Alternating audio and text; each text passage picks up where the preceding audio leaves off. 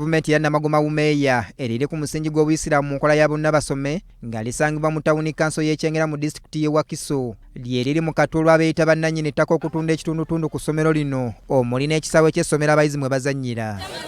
Essomero lino lyatandikibwawo mu mwaka gwa 1908 ng'ebbanguliro babangulira abaana eddiini y'Obuyisiraamu olwo mu mwaka gwa 1918 lifuuka essomero lya primary wabula mu mwaka gwa 1952 gavumenti yalizza mu mikono gyalyo n'okutuusa olwaleero nga bwe twogerera lirina abayizi abasoba mu 800. Nze yasomera wano 1985 ng'omukulembeze w'eggwanga ayingira gavumenti nyingira nassala abasirikale bali wano akozeewo enkambi ate saawe ya leero bwe baagala otwala egisaawe nga n'omukulembeze w'eggwanga akyaliko. Ekisaawe ky'essomero lino bwe twogerera waliwo abatandise okusalamu poloti n'okwagala okuzimbako ekikomera abatali kwebuuza ku balitwala era abazadde bwe basinzidde okuwanjagira gavumenti okusitukiramu okutaasa essomero lino. Kisinze okuba nga kitumalako emirembe ffe kuba nti ekisaawe kye tuwangadde nalyo essomero lyatandika 1918 myaka 10 twakola n'ekivu 2022 eky'emyaka 10 ate abantu bajjogga nti beeguzaako poloti. Asomera bwereere era y'ensonga lwaki mulaba nzijjayo n'amaanyi mangi nnyo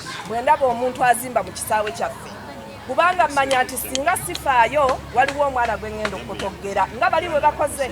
Kubanga wano we natulira ebibuuzo bya P7 so siyinza kukkiriza abantu we nayigira kusamba mupiira we nayigira kudduka nga n'omupiira gwampeererako mu secondary nga natandikira ku ssomero lino. Abamu ku bazadde banenyezza nnyo gavumenti olw'okwesuulirayo ogwannagamba ku mbeera y'essomero lino omuli ebizimbe ebitatuukanye na mutindo kw'ossa ebikozesebwa n'omuwendo gw'abasomesa ogutamala kye bagamba nti kye kiwa bakyala kimpadde ekyanya okwagala okutwala ettaka Kweritudde. Enkulaakulana yandibaddewo etambula ebigiziyiza okubeerawo bingi naddala bwe tudda ku sayidi y'ennyumba z'abasomesa zandibaddeko entandiko ekoleddwako.